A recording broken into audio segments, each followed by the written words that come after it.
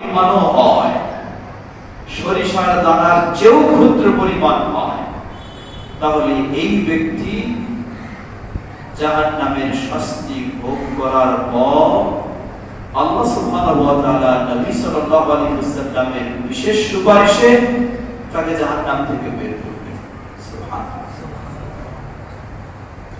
জাহান্নাম থেকে বের হয়ে মনে হয় যেন মুগ্ধ করে পড়ে যাচ্ছে, এই অবস্থায় বের হবে।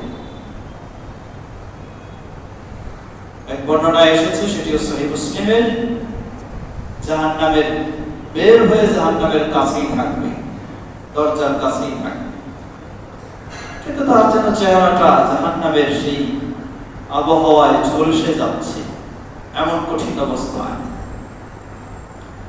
আল্লাহর কাছে আবেদন করবে, হে আল্লাহ, আমাকে শুধু এই জাহান্নামের দরজা থেকে একটু ভিন্ন দিকে একটু সরায় দিন, যাতে জাহান্নামের হাওয়া দিয়ে আমার চেহারাটা জ্বলে যাচ্ছে, বডিটা জ্বলে যাচ্ছে, এমনটা না হয়।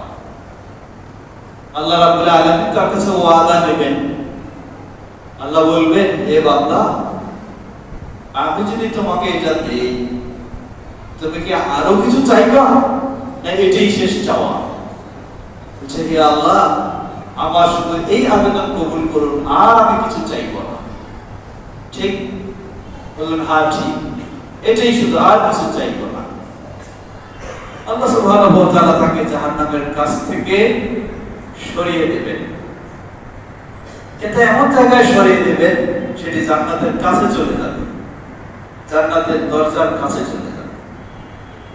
জান্নাতের দরজার কাছে যখন চলে যাবে, জাহান্নামের দরজার কাছে থাকার কারণে জাহান্নামের সেই কঠিন হাওয়া যেমন আসছিল, এখন জান্নাতের দরজার কাছে চলে যাওয়ার কারণে জান্নাতের সুঘ্রাণ তার কাছে আসবে।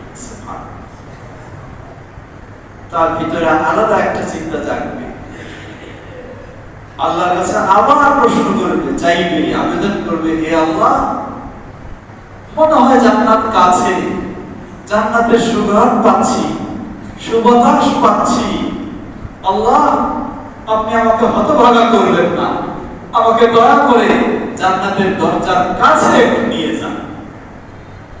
আল্লাহ রাব্বুল আলামিন বলবেন, তোমার সাথে না ওয়াদা ছিল, তুমি আর কোনো চাইবা না, কোনো আবেদন করবা না, এই তো তোমার সাথে ওয়াদা ছিল, তুমি আবার কেন চাচ্ছ?